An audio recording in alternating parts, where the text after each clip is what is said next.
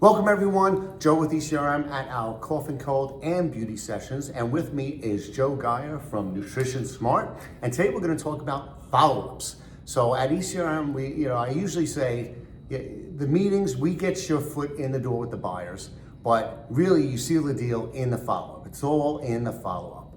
So we're going to talk about the correct way to follow up and what to expect.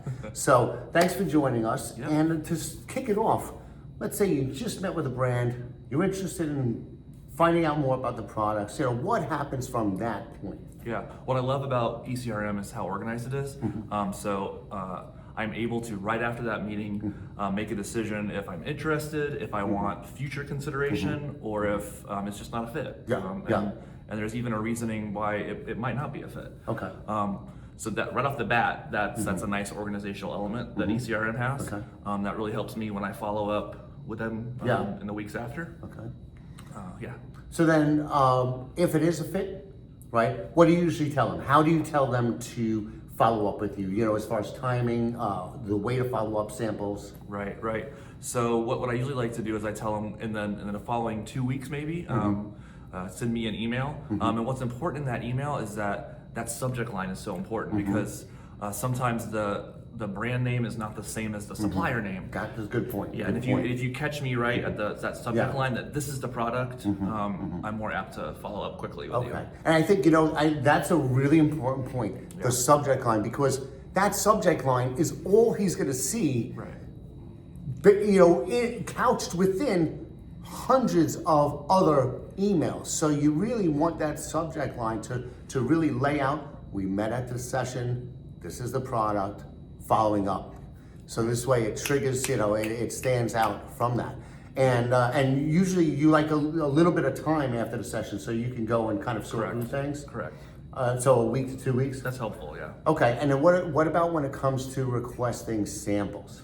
Yeah, which is another great part of ECRM. It's built in where I can put in I'm interested in samples, and what the brand usually will do is says, we have these 50 products we sell. Which ones were you most interested in? Okay, and we can narrow it down from there. Gotcha. So you don't want them to get over eager and send you everything. Correct. Right. Exactly. Just so listen to what they say. Geez, follow up exactly the way they ask you. Don't send extra stuff thinking that maybe you're gonna trigger, Right.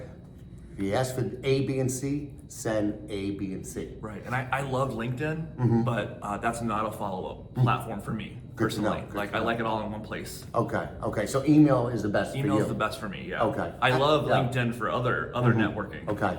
But Does it ever get to a point where it's text messages or anything like that for you?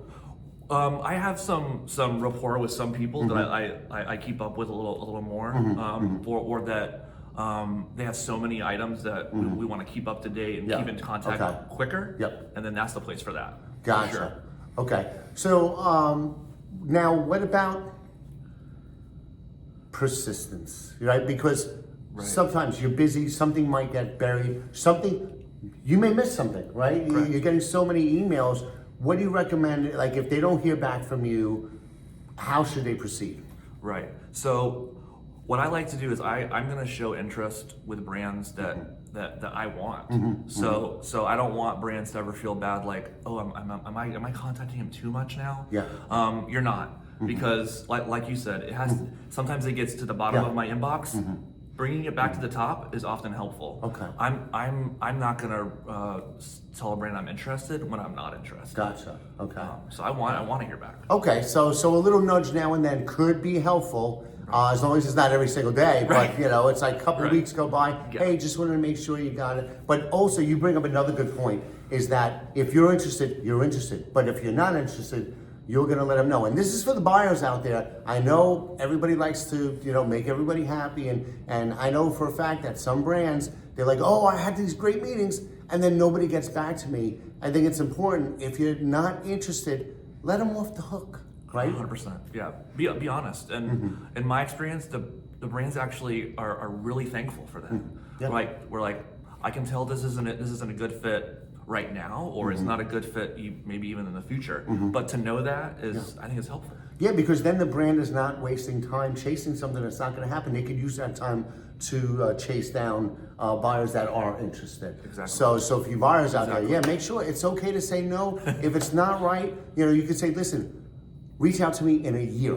Perfect. And then that's it. They Yeah. could put it in their calendar and then forget about it until Exactly. then. So, Exactly. so great stuff. So remember, overall, for the brands out there, listen to the buyer's instructions for follow-up and follow up exactly that way.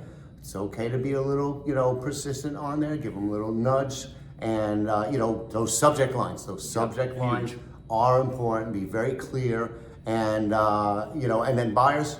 It's okay to say no every once in a while. Yep. So thank you so much. Of course, thank you. All right.